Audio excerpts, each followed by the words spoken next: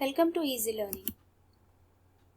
This video and the previous videos are specially intended to KVS PGT aspirants concerned with teaching methodology.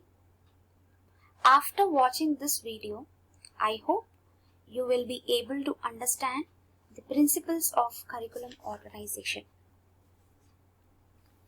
So, to understand the principle of curriculum organization, first let us understand what principle is. What does it mean? It means an idea that forms the basis of something. In Hindi, we can say Siddhant, Niyam, that means theory or law. This is about principle. So, there are many principles of curriculum organization. Then what is curriculum organization? It is a scientific process involving the basic principles on which the entire credibility of the curriculum rests. That means we will learn some important principles of curriculum organization.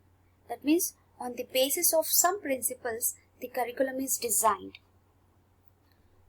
So the first one is principle of child-centeredness, or we can say it as learner-centeredness. In this, we daily see a chalkboard, the desk, the books, the homework. The day begins and ends with the bell's ring. For centuries now, this has defined what all of us think about school, and we have come to believe that this is the one way that students will learn, and with that belief, we have taught all of our students in the exact way. But the world has changed. And when what it means to be ready to succeed in future has also changed. Learning, that means our model of teaching learning must change, and it is happening now. That means we need to rethink about learning, like remodeling our house or remodeling a house. We are not just adding a coat of paint. We are updating and upgrading the outdated parts and making it more modern and efficient. Strengthening what works and fixing what doesn't. Gone are those days when some students can excel and others just getting by. But it's not the same scenario now.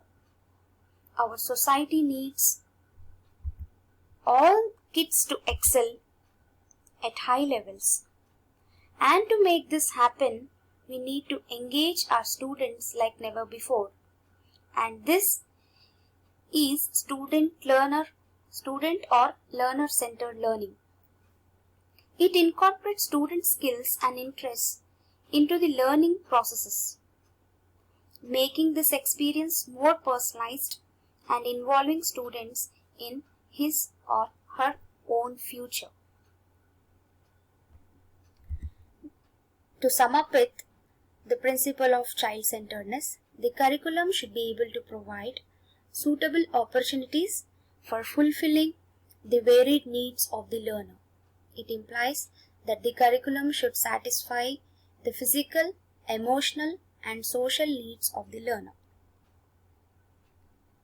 And the next we have the principle of utility.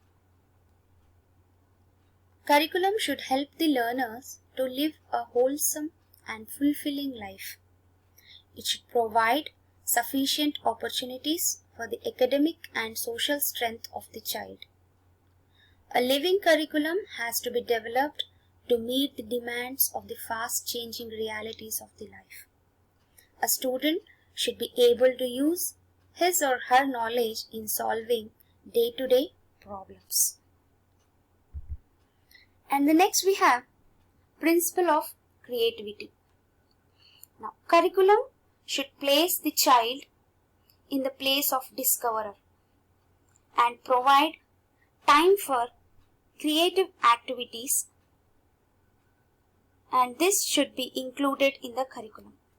A pleasant atmosphere and basic facilities to encourage the creativity has to be provided to a student so as to fulfill the objective of creative thinking. Next we have principle of activity-centeredness. Curriculum should emphasize learning by doing. Emphasis should be on the work and other field experiences. Nature should act as laboratory for the students. Real life experiences should be given importance, like fermentation process, food preservation, etc. Next we have principle of variety. The curriculum should not be rigid. It should be flexible to cater to the students of changing needs of the learners and society. The students should be given enough freedom to express their views and autonomy to select their course of action, seeing to it that they reach the goal in the right path.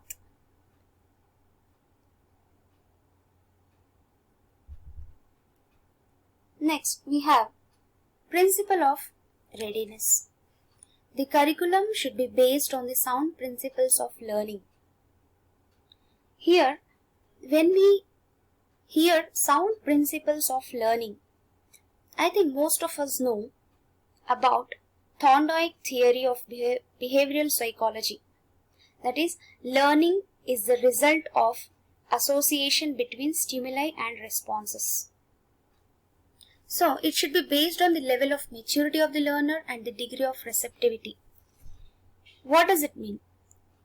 If a teacher is teaching for 40 minutes to the class, now the class period will be for 40 minutes. If, for example, if it extends to the 1 hour or more than 1 hour, the degree of receptivity decreases in the students. So, students should be ready to receive the facts, principles, or whatever the teacher is teaching. That is principle of readiness. Next we have principle of social relevance or community centeredness. So it should be based on the purposes of society. It should be relevant to the needs and requirements of the society. While organizing a curriculum, the future of the student should be kept in mind. The student should be provided with knowledge of all the new terms so that once he or she leaves the school, they should be able to face the society with ease. In this technological age, inclusion of computers and SUPW, that is socially useful productive work, is very important, like knitting, gardening, cooking,